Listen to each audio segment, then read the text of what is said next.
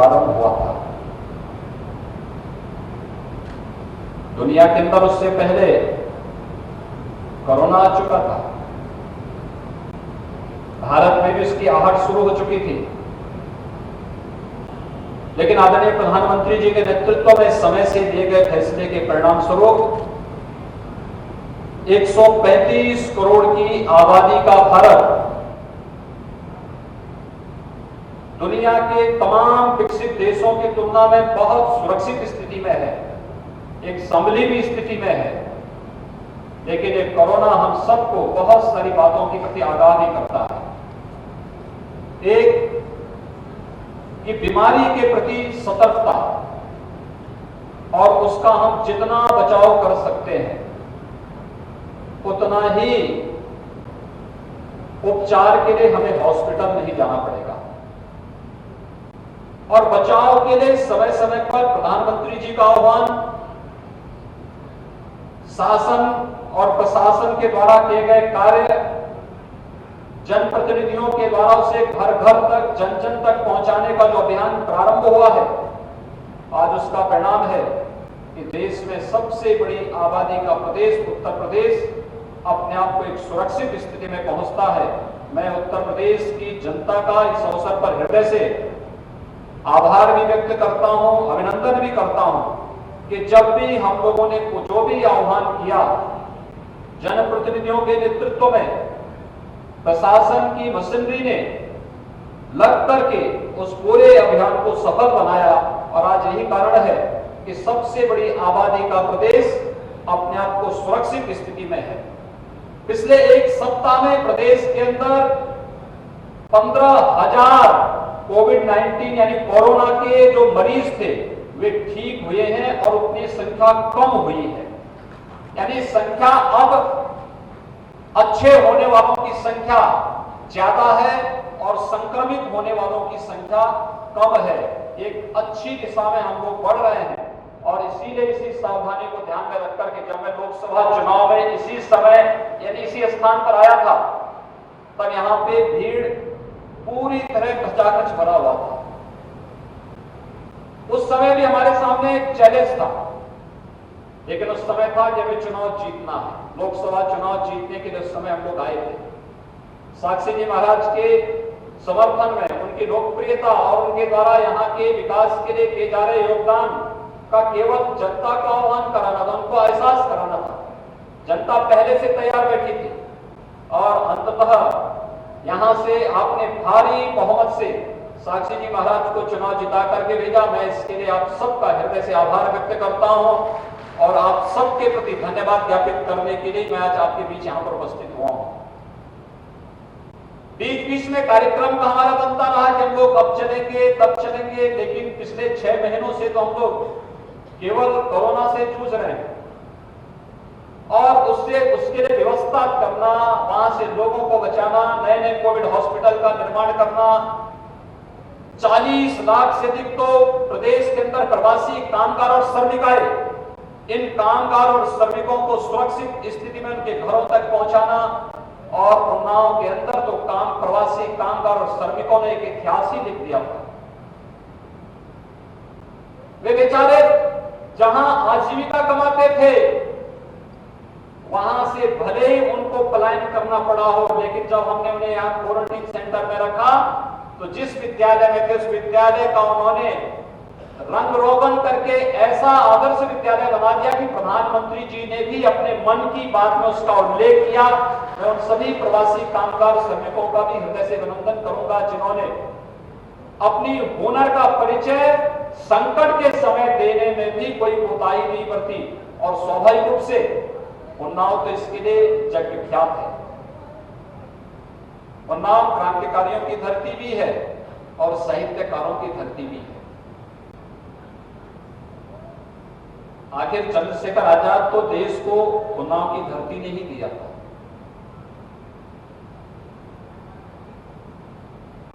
यहां पर क्रांतिकारियों की एक लंबी श्रृंखला थी जो देश की आजादी के लिए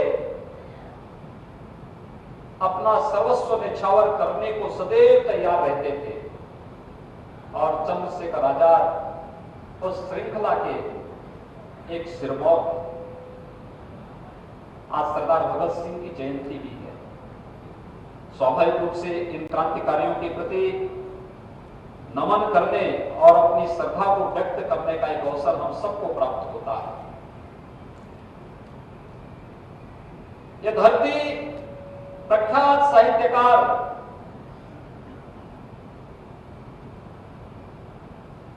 त्रिपाठी जी की भी धरती है। पिछली बार हम लोग आए थे और माननीय अध्यक्ष विधानसभा जी ने, वे स्वयं भी एक साहित्यकार हैं। वे पहले क्रांतिकारी थे, बाद में साहित्यकार बन गए और अब विधानसभा के अध्यक्ष हैं।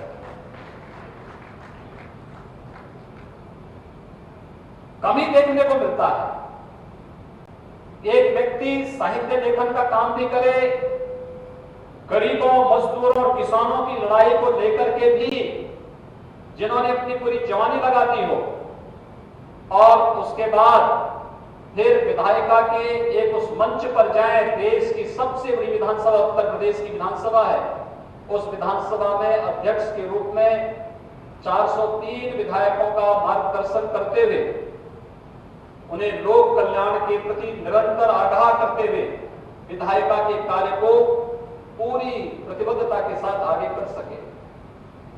आपने देखा होगा पिछले वर्ष उत्तर प्रदेश विधानसभा ने कुछ विशेष सत्र चलाए थे। एक सत्र तो हमारा तब चला था जो लगातार 36 घंटों तक चलता रहा, और 36 घंटों तक चलने वाला वह सत्र सामान्य सत्र नहीं था।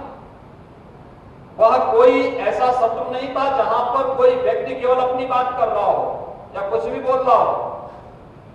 वह प्रदेश की गरीबी, प्रदेश में बेहतर स्वास्थ्य सुविधा, प्रदेश में उच्च स्तरीय शिक्षण संस्थानों की स्थापना, प्रदेश में बुनियादी सुविधाओं का जाल कैसे बिछाया जा सके, प्रदेश में रोजगार सृजन के लिए क्या हमें कार्यक्रम आगे बढ़ाने हैं, इन सब को लेकर के था।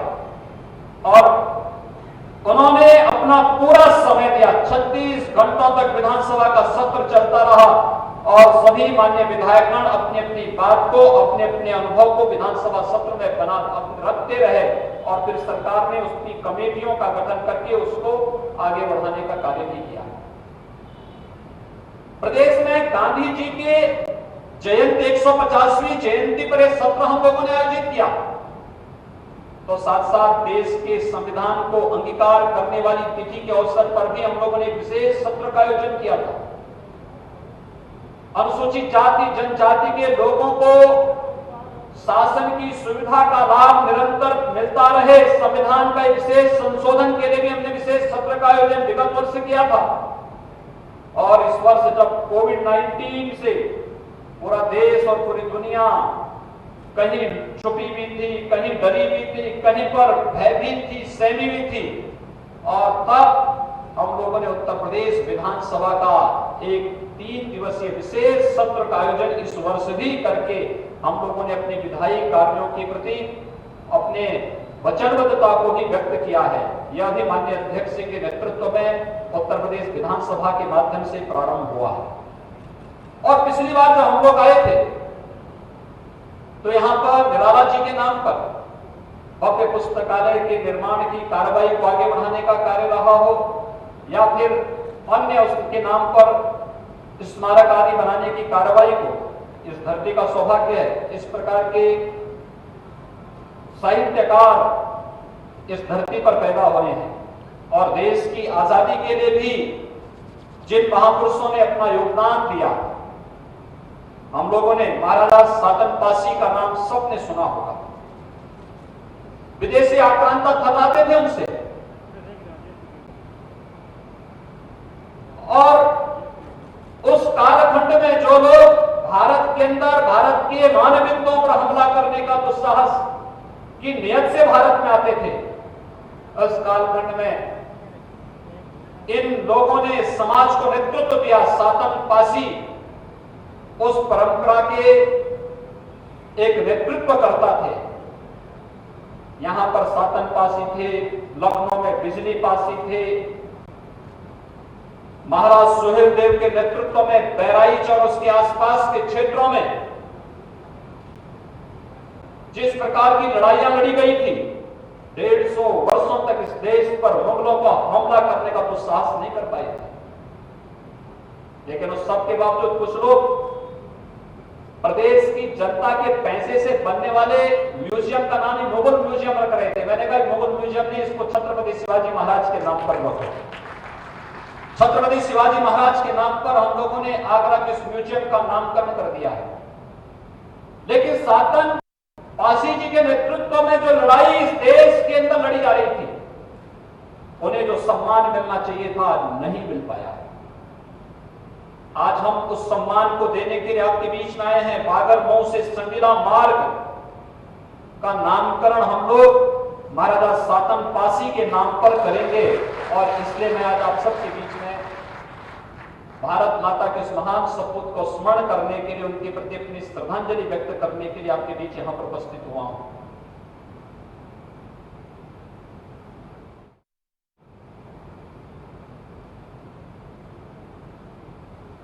देश के अंदर देश की आजादी की लड़ाई कैसे लड़ी जानी चाहिए, यह कार्य इस धरती से आगे बढ़ा था और अमर शहीद गुलाब सिंह लोधी जी के नेतृत्व में उस लड़ाई को लड़ा था इस देश क्षेत्र में।